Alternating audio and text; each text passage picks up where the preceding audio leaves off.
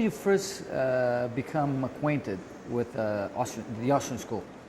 When I was 12 years old for my birthday, a friend of my dad's gave me a copy of Henry Hazlitt's Economics in One Lesson. Mm-hmm. And so I trace everything to that wonderful man who gave me that a great gift that's lasted my whole life. And it was my great privilege to know Henry Hazlitt too, mm-hmm. who was a brilliant intellectual, great economist, great journalist,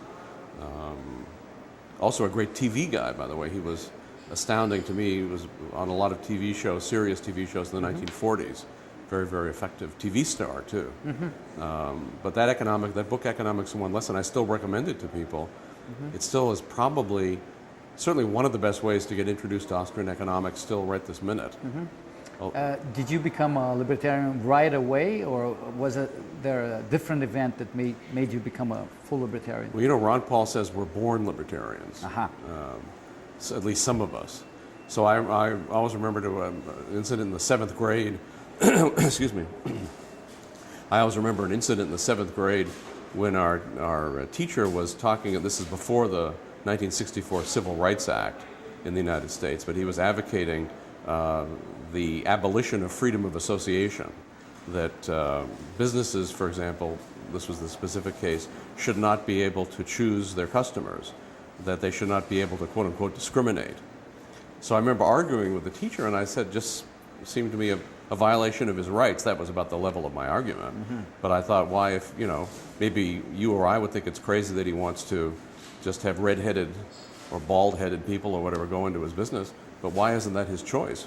Whose business is it of the government to tell him who his customers were? So I think I always had those tendencies, mm-hmm. but I think just gradually I came to know more and more, but I would say I was a libertarian always. Mm-hmm. And what's your favorite movie, finally? Well, you know, Murray Rothbard was the great movie maven. Uh-huh. In fact, I hope someday to edit a book of his movie reviews. He could have been a professional movie reviewer, among many other things he could have done in life. But he loved The Godfather, and I think that, you know, there are many movies I love, but I'll just mention The Godfather for one specific thing that he brings up. Mm-hmm. It is one of the great movies ever made in America, anyway. But Murray always loved the libertarian legal theory.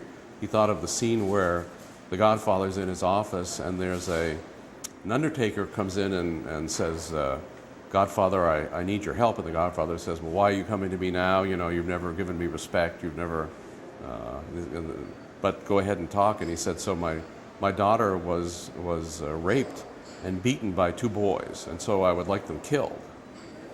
And so the Godfather says, well, he said, you know, they didn't kill her, so really we can't kill them. But he said, I'll have them beaten up and their bones broken. So Murray was saying proportionate punishment theory here. Right. That's good. That's a very interesting. And of course it was private, right? Private justice. Uh-huh. Good. So Lew, thank you very much for the interview. Thanks for having you here at our conference. It's an honor. Oh, Hiller, it's my honor. Congratulations on all you're doing. The whole world is excited about it. Thank you.